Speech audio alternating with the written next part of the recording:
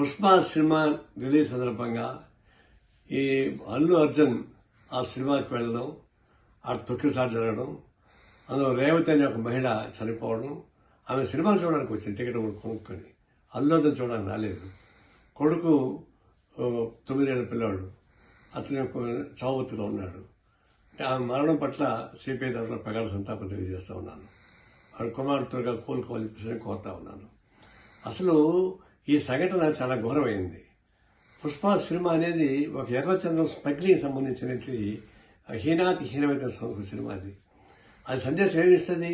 Smuggling బాగా చేసుకోమని చెప్పేసి ఇస్తుందా? అలాంటి సినిమాలో అనేక అసహ్యకర సీన్స్ ఉన్నాయి.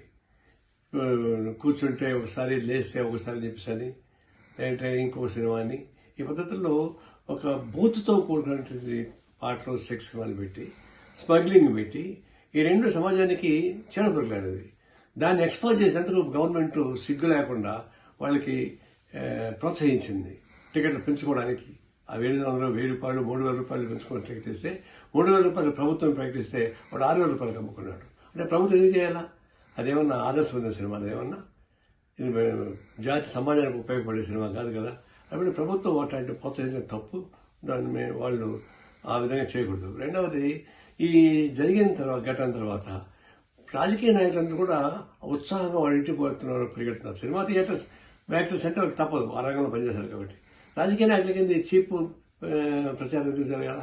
ఆ విధంగా ఎందుకు ప్రోత్సహించాలా? ఒక విధంగా అంటే రాజకీయ నాయకులు కూడా నైతిక ప్రవర్తనలు తిరోధకరిస్తూ ఉన్నారు. చాలా బాధపడతా ఉన్నా. అట్లాగనే ఇది ఒక హింసకు కూడినటువంటి సినిమాని ప్రోత్సహించడానికి చేస్తే, అల్లు అరవింద్ లాంటి పెద్ద కుటుంబం అది. అల్లు వాళ్ళ నాన్నగారు శ్రీకాకుళ కమ్యూనిస్టు ఉద్దండుడు, ప్రజాటువంటి కళాకారుడు, సినిమా రంగంలోని పైకి ఆదర్శం చేసేవాడు. ఆ కుటుంబంలో ఇట్లాంటి జరుగుతున్నప్పుడు దాన్ని వాళ్ళు ఏదో అవమానంగా ఫీల్ అయ్యి దాన్ని ప్రోత్సహించాల్సిన అవసరం లేదు. ఇది ఒక విధంగా చెప్పాలంటే ప్రభుత్వం ఇట్లాంటి వైఖరి పైన కఠిన వైఖరి తీసుకోవాల్సింది. పోలీసులు తప్పులేం లేదు, వాళ్ళకి క్షమించుకోవడానికి పని లేదు. ఇట్లాంటి భవిష్యత్తులో జరగకుండా కావాల్సిన ఏర్పాట్లు అటు సినిమా ప్రేక్షకులు తీసుకోవాలి, సినిమాలో ఉన్న నాయకులు, కళాకారులు తీసుకోవాలి, రాజకీయ నాయకులు తీసుకోవాలి, తర్వాత ప్రగతిశీల కావాలి చర్యలు తీసుకోవాలి. ఇలాంటి హింసతో కూడినటువంటి సినిమాను ప్రోత్సహించే చర్యలకి తీవ్రంగా ఖండించాలని కోరుతున్నాం. ఆ అమ్మాయికి, చనిపోయిన అమ్మాయికి పుష్ప సినిమా పారితోషికం అవసరం లేదు. అది అవమానమే.